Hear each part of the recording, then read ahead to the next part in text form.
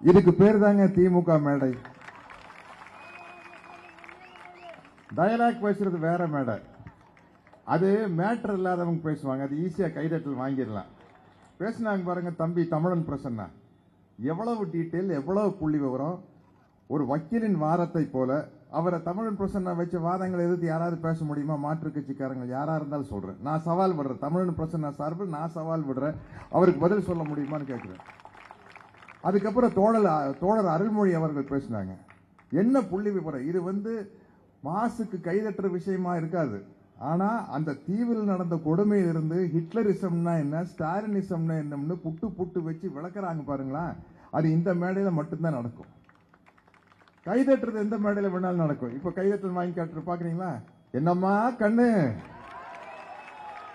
இது இதெல்லாம் வெட்டி உதாருங்க. இது எல்லா நடிகனுக்கு செய்ய தெரியும். அவங்க ரேஞ்சில் இந்த வெட்டி உதார செய்ய முடியும். ஆனா உண்மையான கொள்கையை பேசுற மேடை இதுதான். அடுத்தது என்னுடைய அன்பு தம்பி பெருமதிப்புக்குரிய கழக துணை பொதுச் செயலாளர் ஆர் ஆசா அவர்கள் பேச போறாங்க. அவருடைய பேச்சை கேட்கறதுக்கு நான் காத்துக்கிட்டு இருக்கிறேன். ஏன்னா அவங்க மாதிரி இருக்கிறவங்க பேச்சை கேட்டாத்தான் நம்ம அறிவை வளர்த்துக்க முடியும். இந்த என்னம்மா கண்ணு உதாரெல்லாம் அறிவு வளராதுங்க, சும்மா ஜாலியா இருக்கும். அது அந்த காலத்துல இருந்து நடந்துட்டு இருக்குது. ஒவ்வொரு நடிகருக்கு ஏதோ ஒன்று பேசினா கைதட்டுவாங்க, அது தனி கதை. ஆனா இதுதான் ரொம்ப முக்கியமான ஒரு மேடை அப்படின்னு நான் நினைக்கிறது.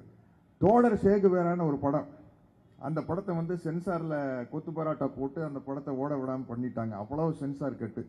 என்ன அப்படின்னா, ஐஐடியில உயர் ஜாதி என்று தங்களை தாங்களே கூறிக்கொண்டிருக்கும் இனத்திற்கும் தாழ்த்தப்பட்டவர் என்று முத்திரை குட்டப்பட்ட இனத்து மாணவர்களுக்கும் நடக்கிற ஒரு போராட்டம் தான் அந்த படத்தினுடைய கதை. தோழர் சேகுவேரா அப்படிங்கிற ஒரு படம். அதுல தோழர் சேகுவேராங்கிற அந்த டைட்டில் ரோல் நான் தான் நடிச்சேன். நான் அந்த காலேஜில் ஒரு ப்ரொஃபசர், என் பேர் சேகுவேரா. அதுல ஒரு வசனம் வரும், ராஜாவா பிறந்து வீணா போனவனும் இருக்கிறான், சாதாரண குடியில பிறந்து ராசாவா அப்படின்னு வாய புழக்க வச்சவனு இருக்கிறாங்க அப்படின்னு அந்த படத்துல ஒரு டயலாக் வரும். தோழர் சேகுவேரா படத்துல ஒரு டயலாக் வரும். சென்சார்ல இதை விட கொடுமை பண்ண முடியாதுங்க. அந்த காலத்துல உதயசூரியனின் பார்வையில கட் பண்ணிடுவாங்க.